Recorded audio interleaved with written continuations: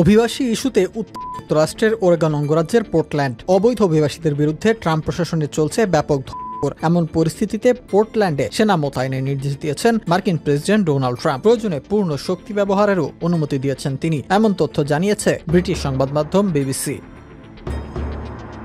জীবন অবাক না করলে কে করবে? 28% মিল্ক ফ্যাটের অবাক করার সাথে ফ্রেশ মিল্ক পাউডার। জীবন অবাক করুক প্রতিদিন।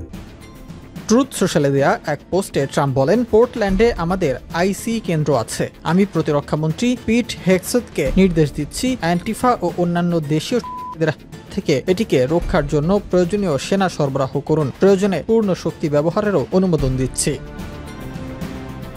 এর আগে পোর্টল্যান্ডের ডেমোক্রেট রাজনীতিকরা ট্রাম্পের সেনা মোতায়েনের পরিকল্পনার বিরোধিতা করেছিলেন। চলতি মাসের শুরুতে পোর্টল্যান্ডের মেয়র কেইথ উইলসন বলেছিলেন, আমি ফেডারেল হস্তক্ষেপের জন্য অনুরোধ করিনি এবং আমার প্রয়োজনও নেই।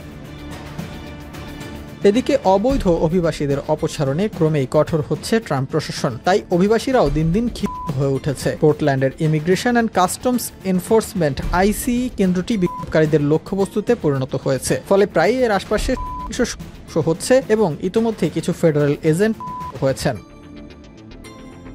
তবে ট্রুথ সোশ্যালের পোস্টে ন্যাশনাল গার্ড নাকি নিয়মিত মার্কিন সামরিক বাহিনী মোতায়েন করতে চান তা স্পষ্ট করেননি ডোনাল্ড ট্রাম্প। এ বিষয়ে আরও বিস্তারিত জানতে প্রতিরক্ষা মন্ত্রণালয়ের সঙ্গে যোগাযোগ করলে গণমাধ্যমকে এখনও বিস্তারিত জানানো হয়নি। তবে এর আগে ট্রাম্প লস অ্যাঞ্জেলেস ও ওয়াশিংটন ডিসিতে ন্যাশনাল গার্ড পাঠিয়েছিলেন। অভিবাসন বিরোধী পদক্ষেপের প্রতিবাদে সহিংসতা ছড়িয়ে পড়লে তিনি লস অ্যাঞ্জেলেসে মেরিন সেনাও পাঠান।